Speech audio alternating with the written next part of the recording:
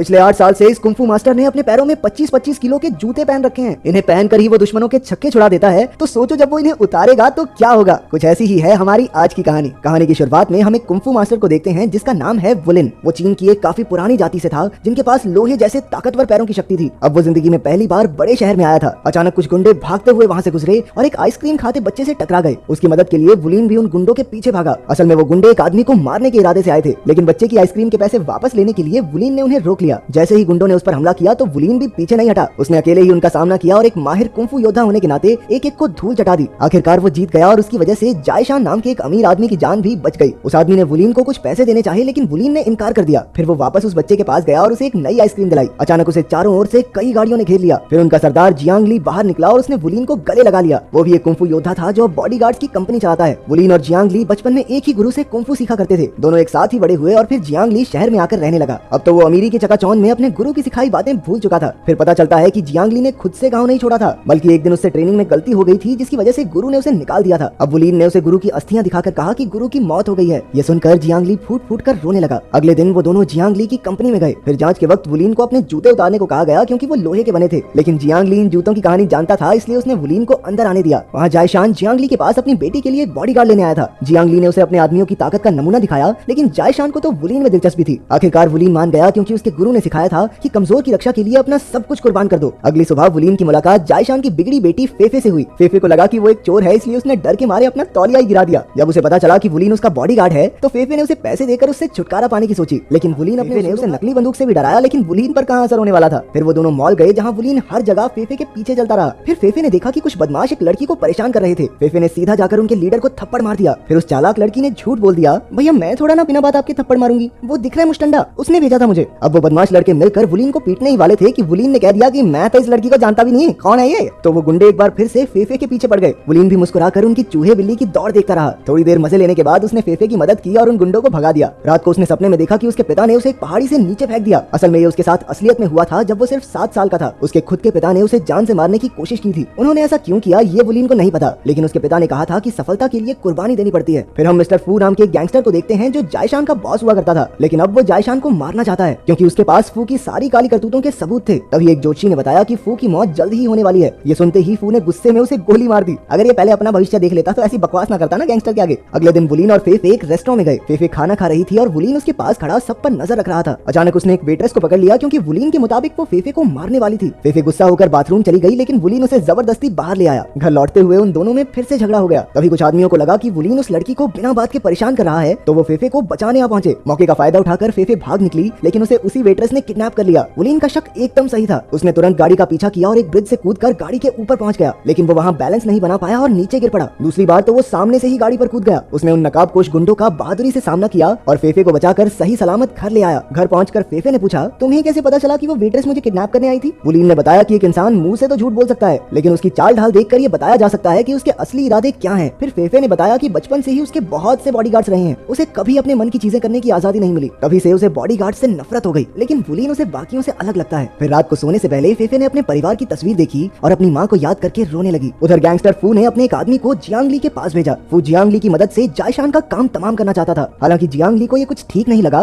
लेकिन फिर भी वो मान गया। असल में जब जियांग ली ने पहली बार इस शहर में कदम रखा था तो मिस्टर फू ने ही उसे खाना खिलाया और उसका बिजनेस खोलने में उसकी मदद भी की, तो वो अपने आप को फू के एहसानों तले दबा महसूस करता था। इसके बाद अगले दिन जियांग ली वुलिन से मिला और अपनी पहुंच के बारे में बड़ी बड़ी बातें करने लगा। उसने कहा कि उसकी शहर के नामचीन लोगों से जान पहचान है और वो जो चाहे वो करवा सकता है। फिर उसने वुलिन से कहा कि उसे जायशान की बेटी फेफे की रक्षा करना बंद करना होगा, लेकिन वुलिन ने ऐसा करने से साफ इनकार कर दिया। जिंदगी में पहली बार ये दोनों भाई एक दूसरे के आमने सामने थे। जियांग ली ने कहा कि वो अब भी वुलिन से गुस्सा है क्योंकि गुरु ने जियांग ली को नहीं बल्कि वुलिन को वो खास जूते दिए। गुरु को हमेशा लगता था कि वुलिन ही सच्चा कुंफू योद्धा है, लेकिन अब जियांग ली बराबरी का मुकाबला करना चाहता था में से कौन ज्यादा बेहतर है। तभी उन दोनों में जबरदस्त मुक्केबाजी शुरू हो गई, लेकिन कोई किसी पर भारी नहीं पड़ा क्योंकि वो दोनों ही बराबर के खिलाड़ी थे। लेकिन जियांग ली हमेशा से एक खास टेक्निक में माहिर था। उसके एक ही मुक्के से वुलिन सीधा दीवार से जा टकराया और नीचे गिर पड़ा। आखिरकार जियांग ली ने कहा कि अब वो दोनों भाई नहीं है और वहाँ से चला गया। वुलिन जानता था कि फेफे की जान को खतरा है, इसलिए वो उसे खुफिया घर में ले आया। उन दोनों ने कई दिन एक साथ कुंफू की प्रैक्टिस की। फिर वुलिन ने बताया कि उसका एक जूता 25 किलो का है। उसने पिछले 8 साल से ये जूते पहने हैं ताकि वो महाशक्तिशाली बन सके। जिस दिन उसने वो जूते उतार दिए उस दिन कोई उसकी शक्ति का मुकाबला नहीं कर पाएगा। फिर एक दिन जियांग ली के आदमियों को वुलिन और फेफे के ठिकाने का पता चल गया, लेकिन जियांग ली जानता था कि उसके आदमी वुलिन के सामने एक सेकंड भी टिक नहीं पाएंगे, इसलिए उसने अपने गुंडों को काफी भारी हथकड़ियां दी जिससे वो वुलिन पर काबू पा सकें। फिर उन्होंने रात को चुपके से वुलिन पर हमला बोल दिया। वुलिन और फेफे भागकर जंगल में चले गए और वुलिन वहाँ भी गुंडों का सामना करता रहा। इसी मौके का फायदा उठाकर दो गुंडे फेफे को उठाकर ले गए। वुलिन ने भी उनका पीछा किया, लेकिन उसने गलती से हथकड़ियों पर पैर रख दिया। अब उसके जूतों के साथ साथ उसके पैर में जंजीरें भी थी। फिर भी उसने हिम्मत नहीं हारी और उन गुंडों को उनकी नानी याद दिला दी। लेकिन आखिर में उन्होंने वुलिन के दोनों पैर बांधकर उसे दीवार में दे मारा। इसके बाद एक आदमी उसे खींचकर एक खेत में ले गया। जियांग ली की आंखों के सामने उसका भाई आखिरी सांसें ले रहा था, लेकिन उसने अपने दुख को गुस्से से दबा दिया। उसने आगे बढ़कर वुलिन की छाती में जोरदार मुक्का मारा। फिर उसके आदमियों ने उसे लगातार बारिश की वजह से चारों ओर कीचड़ हो गया था। अचानक वुलिन रेंगता हुआ बाहर निकला। असल में उसका दिल दाईं तरफ था, इसलिए जियांग ली के मुक्के से वो मरा नहीं। अब वुलिन वापस घर पहुंचा और 8 साल में पहली बार उसने लोहे के वो जूते उतारे। अब वो एक बेहतरीन योद्धा बन चुका था। फिर उसने अपना हुलिया बदला और सूट पहनकर जियांग ली के ऑफिस में पहुंच गया। उसके सैकड़ों आदमी वुलिन पर हमला करने को तैयार थे, लेकिन उसके शरीर से 50 किलो वजन कम होने से वुलिन की फुर्ती इतनी बढ़ गई थी कि वो किसी के हाथ नहीं आ रहा था। उसने सिर्फ अपने पैरों के इस्तेमाल से कई गुंडों को धूल चटा दी। अंत में जीत उसी की हुई। अब वो एक कमरे में पहुंचा जहां मिस्टर फू, जियांग ली, फेफे और जायशान मौजूद थे। फू ने उससे पूछा,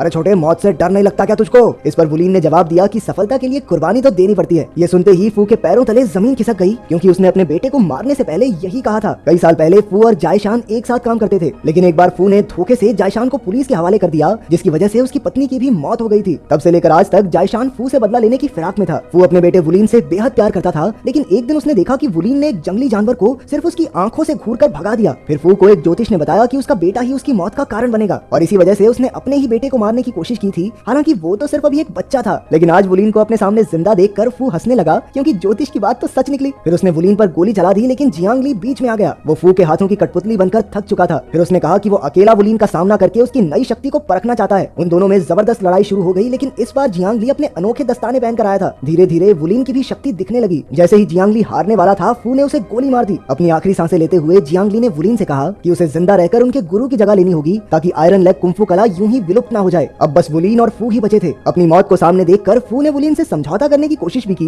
लेकिन अब उसका कोई फायदा नहीं था। वुलिन उसका काम तमाम करने ही वाला था कि अचानक वो रुक गया। उसके गुरु ने उसे सिखाया था कि निहत्थे पर कभी वार मत करना। वो फू जितना नीचे नहीं गिर सकता था, इसलिए वो उसे जिंदा छोड़कर लौट आया। आखिरकार उसने पहाड़ी से जियांग ली की अस्थियों को हवा में उड़ा दिया और एक आखिरी बार अपने भाई, अपने दोस्त को